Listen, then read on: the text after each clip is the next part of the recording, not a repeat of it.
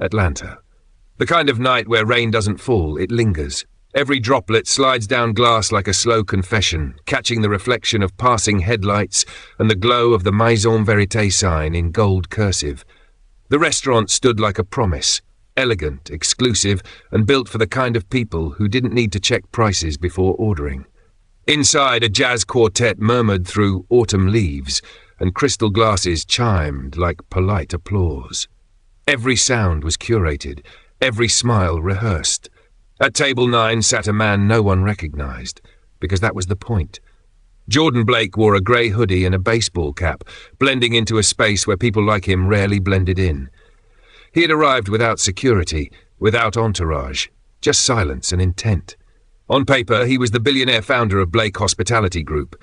In reality, tonight he was just another customer watching the empire he built, wondering if the rumours were true. A month ago, an anonymous email had landed in his inbox. You should see how Maison Vérité treats people who look like you when they don't know who you are. He deleted it at first. Then another came. Then screenshots, then silence. So he came to see for himself. Undercover. He ordered the ribeye medium rare, no wine, just water. And as the waitress approached, something in her posture made him look up. Imani Cole, 26, a face that had learned to stay calm even when her heart didn't. Her uniform was spotless, but her eyes were tired. Not from the shift, but from something heavier. "Good evening, sir," she said softly. "Welcome to Maison Vérité." He nodded. Polite, detached. She took his order, thanked him, and disappeared behind the swinging kitchen doors. For a moment, everything seemed normal. Then the rhythm of the restaurant changed. Jordan noticed it. The way 2 servers whispered as they passed his table, how one of them smirked toward the kitchen. He'd been in enough boardrooms to know when something was off. But nothing prepared him for what came next. Imani returned minutes later with his plate, perfectly arranged, perfectly cooked. She smiled, but not with her eyes. As she slid the dish in front of him, her hand brushed against his wrist, a small, deliberate gesture, and she placed a neatly folded napkin beneath the edge of his plate. Then she walked away, quickly. Jordan watched her vanish behind the server's corridor. He frowned, puzzled, before finally unfolding the napkin. 6 words, written in shaky ink, smudged slightly by a thumbprint. "They tampered with your food. Don't eat." He froze. The fork hovered halfway to his mouth. His stomach turned before he even tasted the food.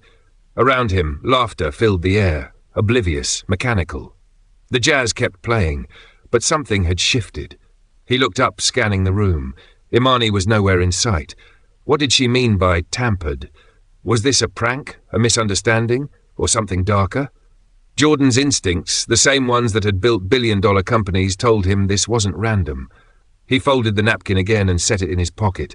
Calmly, he raised his hand and called another waiter. "Could I get the manager, please?" The waiter hesitated. Too long for comfort, then nodded and vanished into the back. In the kitchen, Imani's hands trembled as she stacked dishes. She shouldn't have written that note.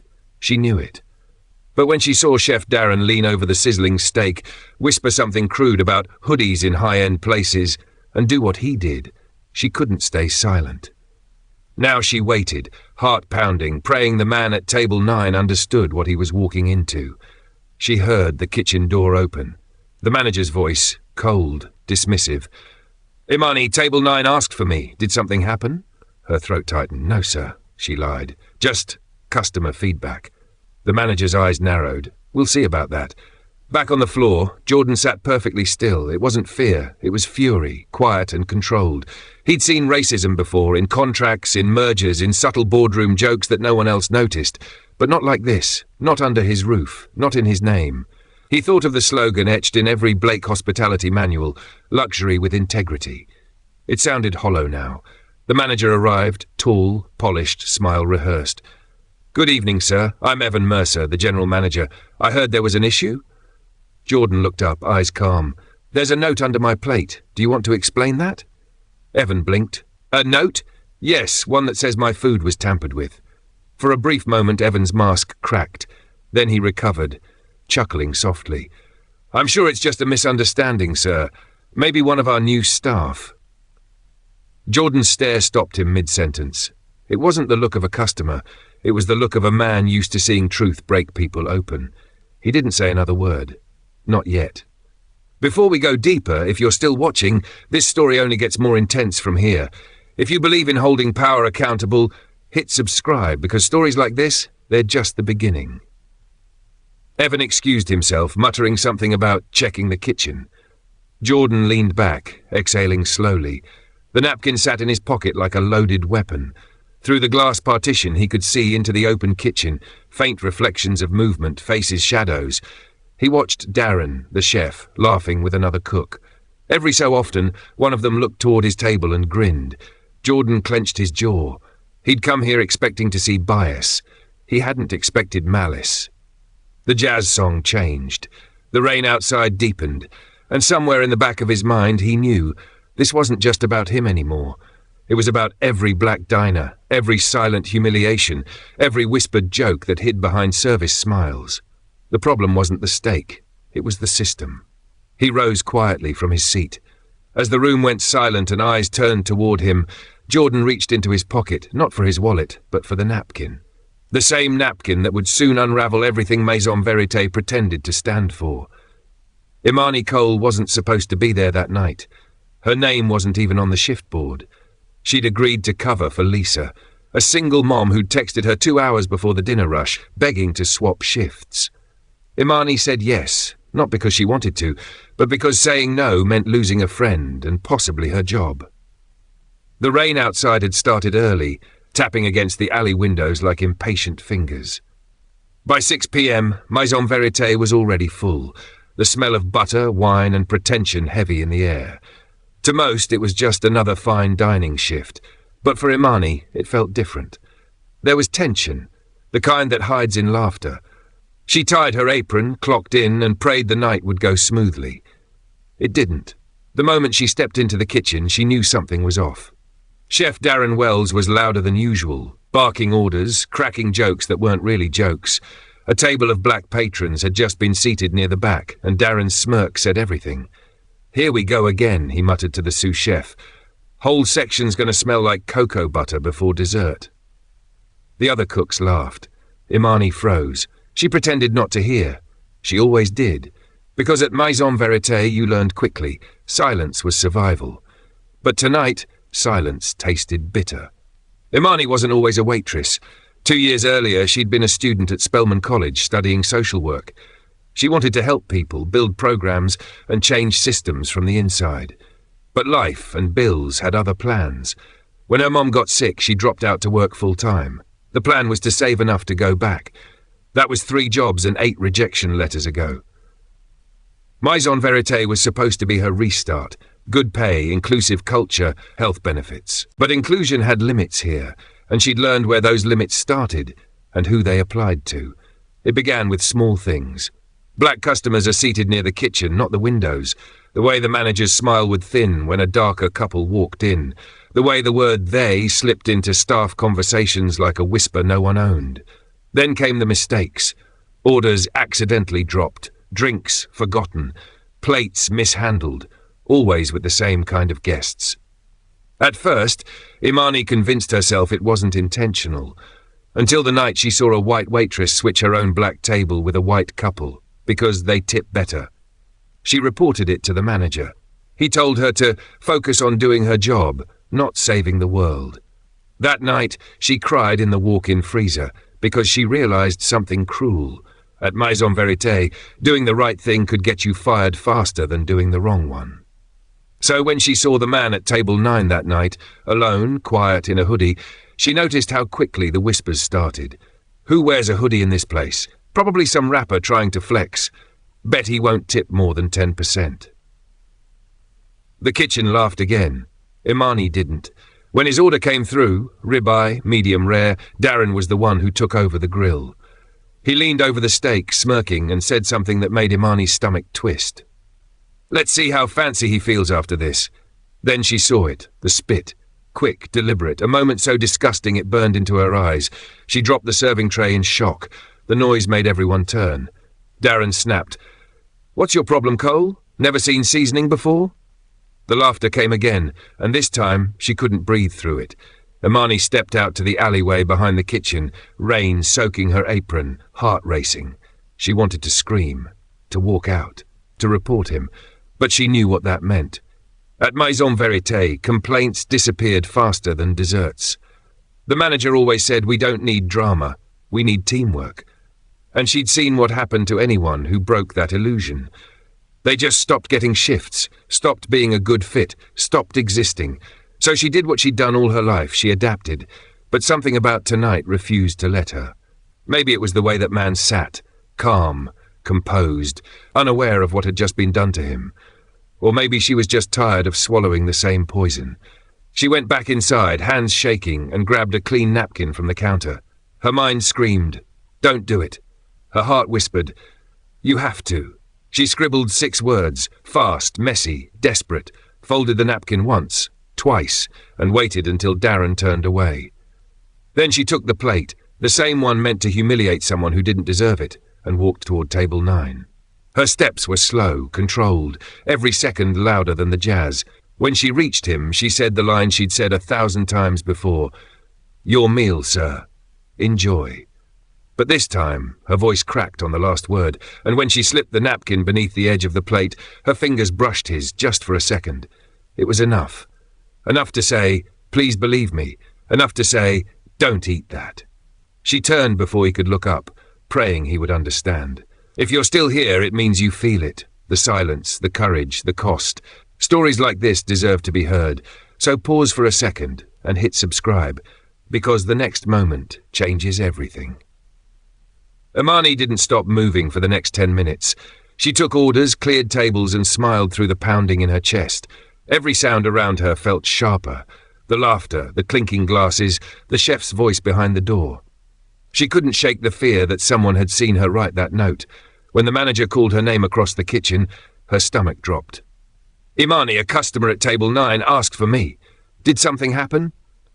She forced a smile. "No, sir. Just customer feedback."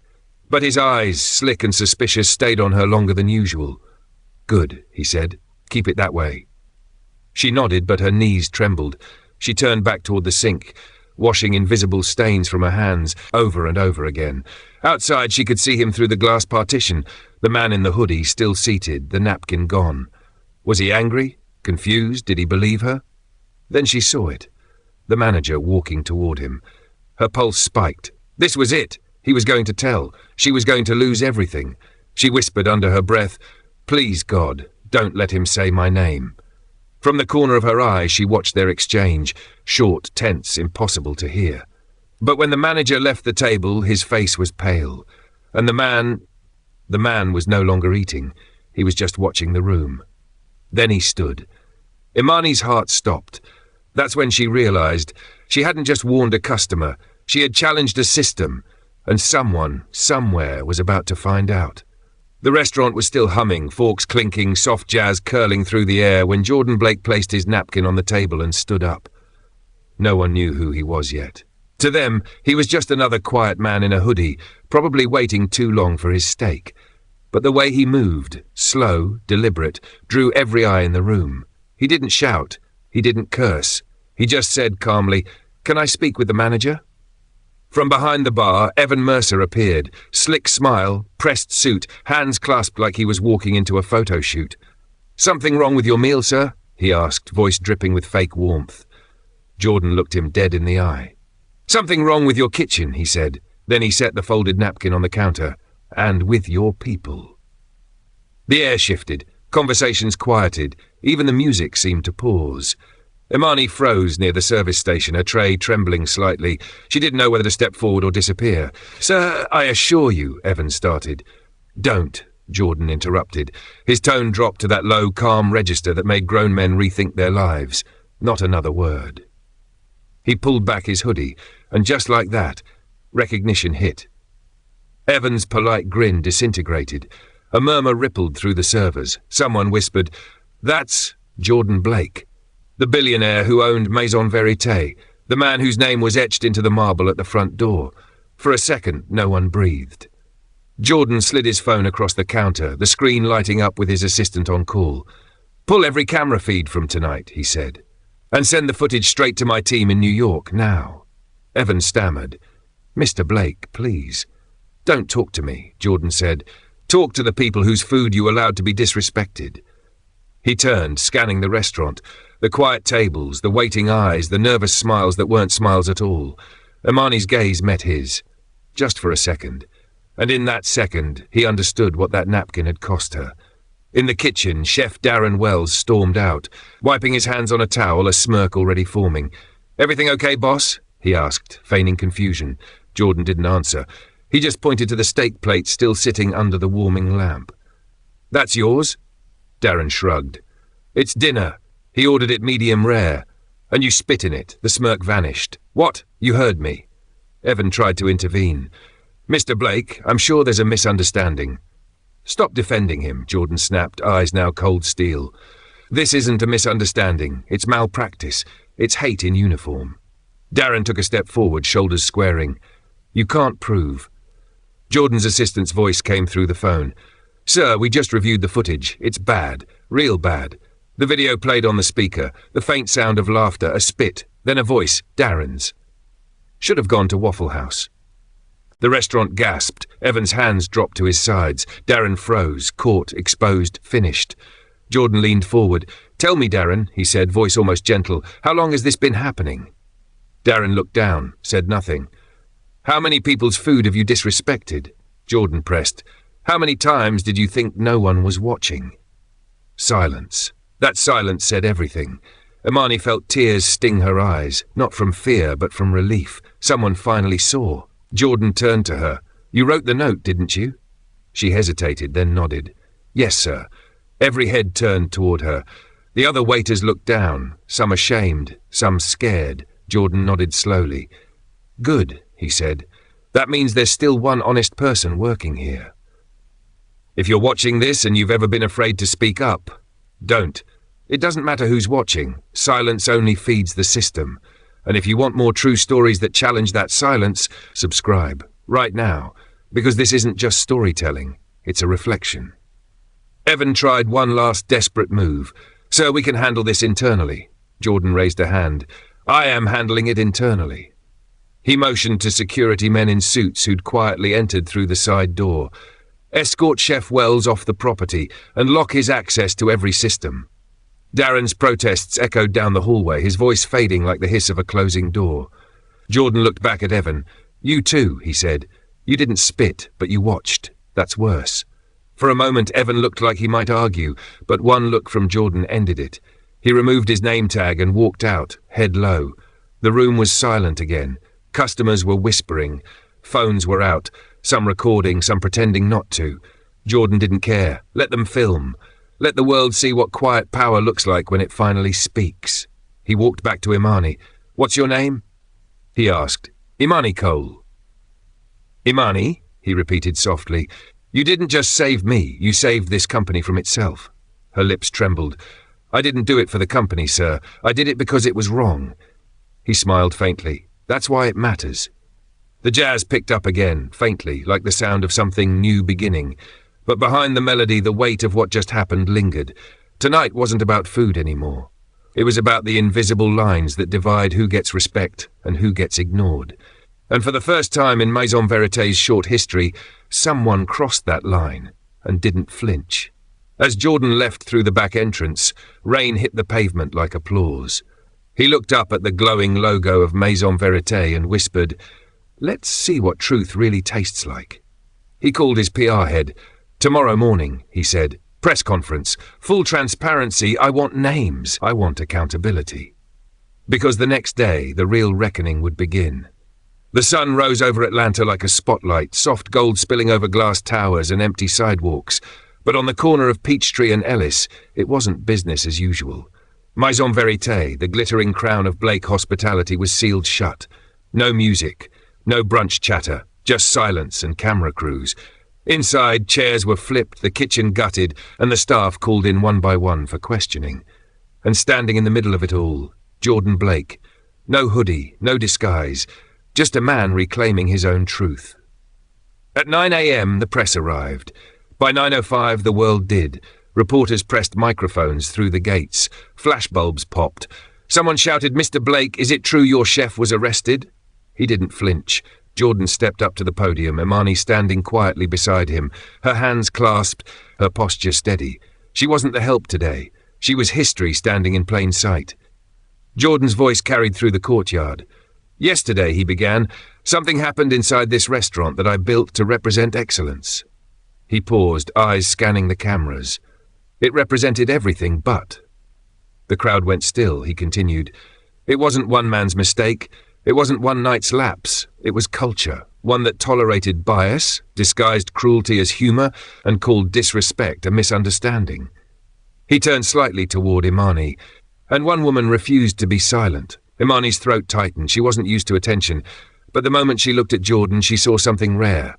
Acknowledgement. Not pity. Not performance. Truth. He stepped aside and gestured for her to speak. The press murmured. She hesitated, but then she exhaled, slow, steady, and stepped up. "I didn't do anything brave," she said quietly. "I just did what was right." A pause. "I saw something wrong and I couldn't serve it with a smile. Not again." Her voice cracked just slightly, the kind that made people lean in, not look away. Reporters lowered their cameras. The silence was almost reverent. If this moment moves you, if you've ever wanted to see what doing the right thing looks like when the whole world's watching, subscribe. Because stories like this, they're not fiction, they're mirrors. Jordan returned to the podium. His words were measured, surgical. "Effective immediately," he said. "Maison Vérité will close for restructuring. Every restaurant under my name will undergo a full audit, and I'm establishing a new division, one that ensures ethics are not a memo, but a mindset." He turned toward Imani again. "The person leading it will be someone who's earned it through courage, not credentials. Miss Imani Cole."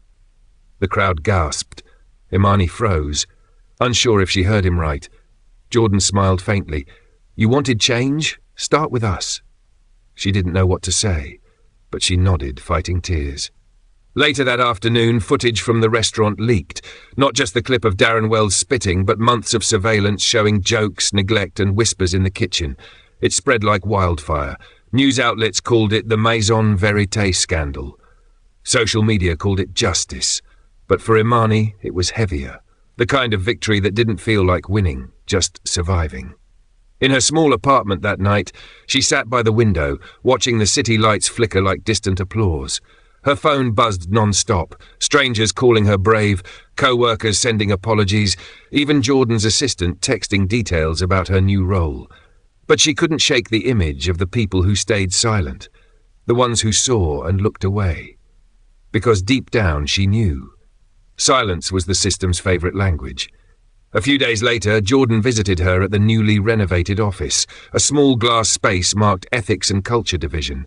He walked in quietly, holding a single item, the folded napkin. He placed it on her desk. "Everything started with this," he said. Imani looked at it, almost afraid to touch it. "I never thought it would matter."